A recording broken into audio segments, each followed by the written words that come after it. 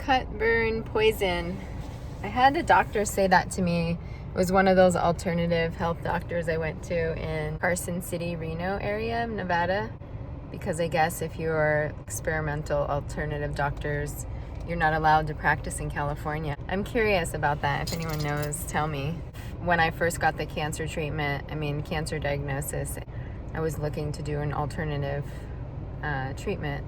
And he told me, yeah, cut, burn, and poison. That's what they do. Boo, no good. And I was just thinking about it for some reason, driving, how it could be true, like avoid that at all costs. But do you know what it takes to avoid that? It takes about $50,000 out of your pocket because the insurance doesn't cover that. So we live in this system where most of us are bound by having insurance, because who pays $50,000 out of pocket? Not very many people. I know some do. It's just this elitist option to be able to do an alternative route. His success rate is something like in the 90%. I saw 2 doctors. One I did give a bunch of money to. I don't want to slander the guy, but I did tell the person who referred me to him that I strongly suggest and request that they don't refer anybody to him again for cancer, because this guy was he was an anti-aging doctor, and he was an MD and an ND, right? So like I thought, oh, best of both worlds. And I think he might have meant well, but he totally took advantage of me. And this other doctor quoted me $50K to do a 3-week program. It was like a 3-hour day, $50K. And that guy, it was like vitamin C infusions, IPT, which is insulin potentiation therapy.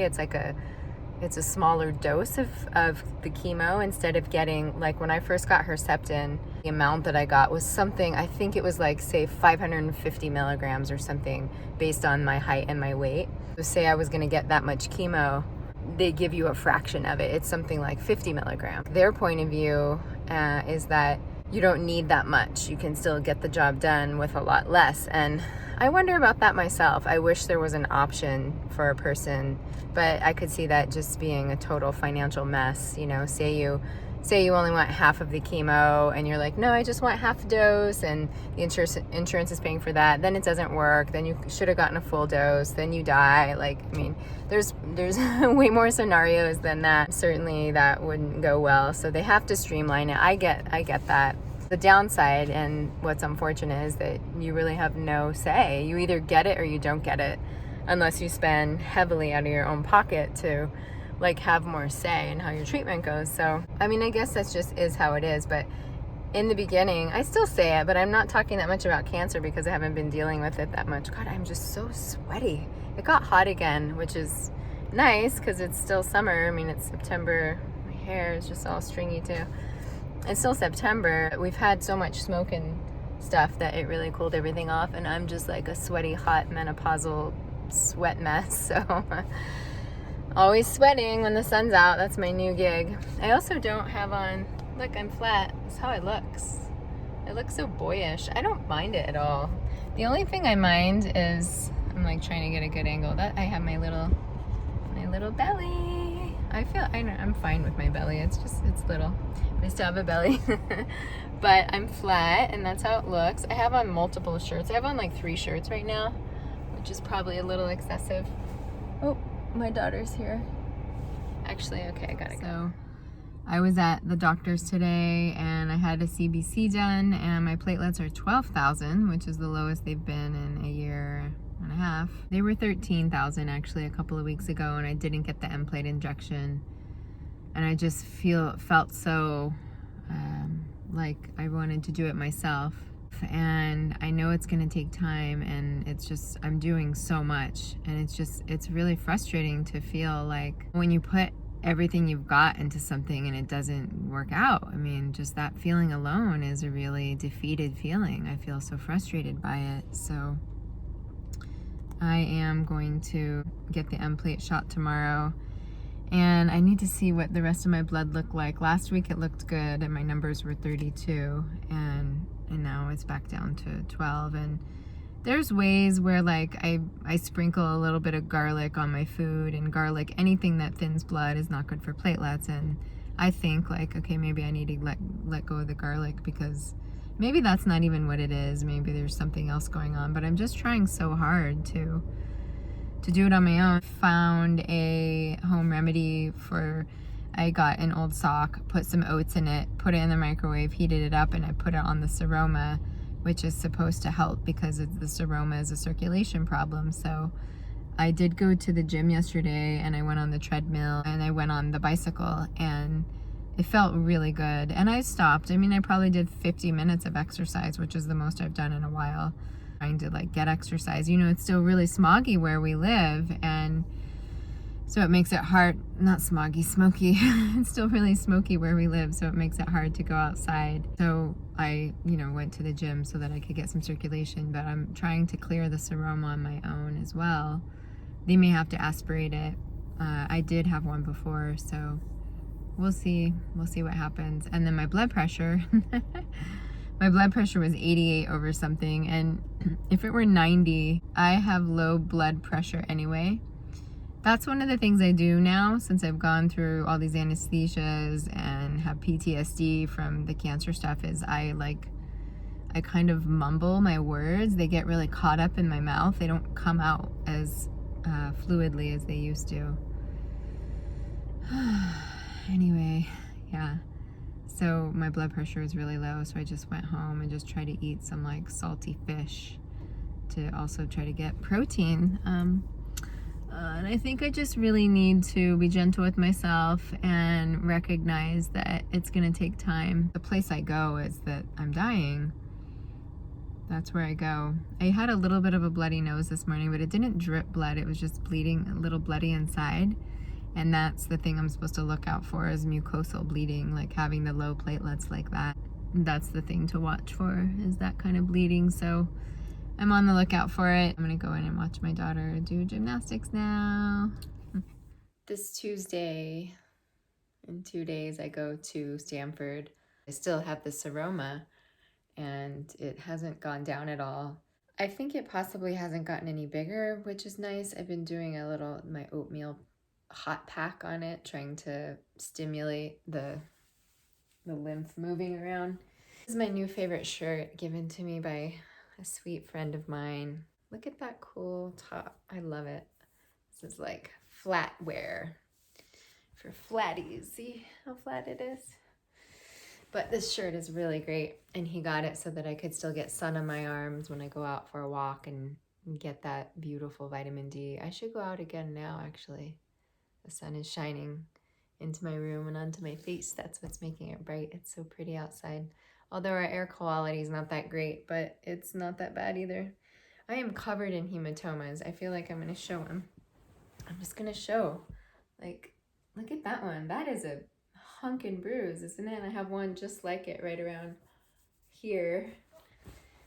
And then I also just have like a bunch of small ones. Yeah, I don't know. Here on the arms are not really showing up that much. I have one in my mouth. Isn't that crazy? They're hematomas. I mean, bruises, hematomas. The doctor did try to explain to me what the difference between the two is, and they're similar. That's just like the location of where they are underneath the skin. Well, I wouldn't be surprised if my platelets are, I don't even know, they might be under 10 right now, which is really scary actually to consider.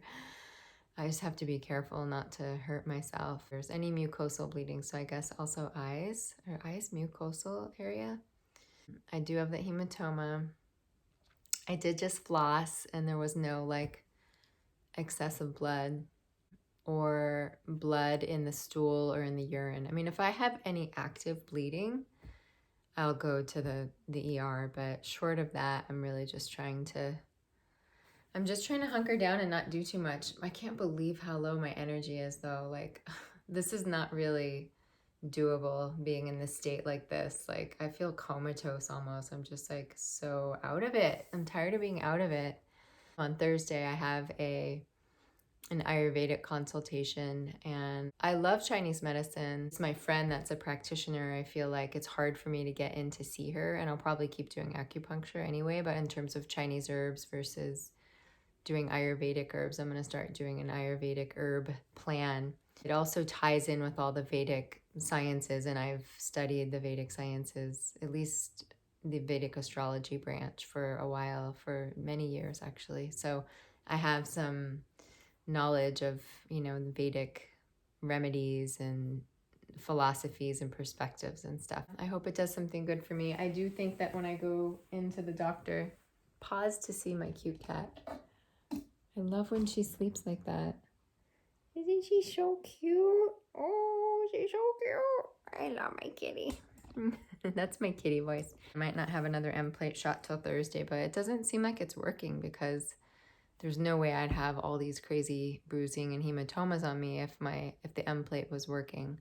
The M plate stimulates more platelet production. Probably look at something else, maybe the Rituxan. And the thing that's hard for me though is because like if I start doing this Ayurvedic thing and say the Ayurvedic herbs are working and then I'm also doing the Rituxan, I'm not gonna know which one is working. And on the one hand, I just kind of want to do everything, and maybe the Ayurvedic herbs will just like help me in general. I'm hoping that'll be the case.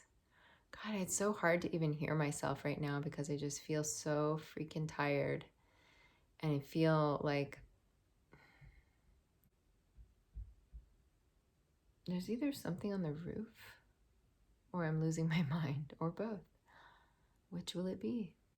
I've said this before, but there's just a way that I really feel like I'm dying, and I would think that if I knew I was dying, I would be like elated about life. Not because of dying, but because I would be like, okay, I just gotta like take life on and do all the things I want and get on it. And there's a way where I'm just like, no, it doesn't make me feel that way. It makes me feel like sad and depressed. And I'm trying not to go there, but when I look at myself, and you maybe can't see in the video that much, but I just feel like it's not that dark under my eyes right now, but sometimes it is. And my teeth sometimes look really gray, and I think like, are they graying like because I'm just on my way to death? And I hate to be so dramatic about it.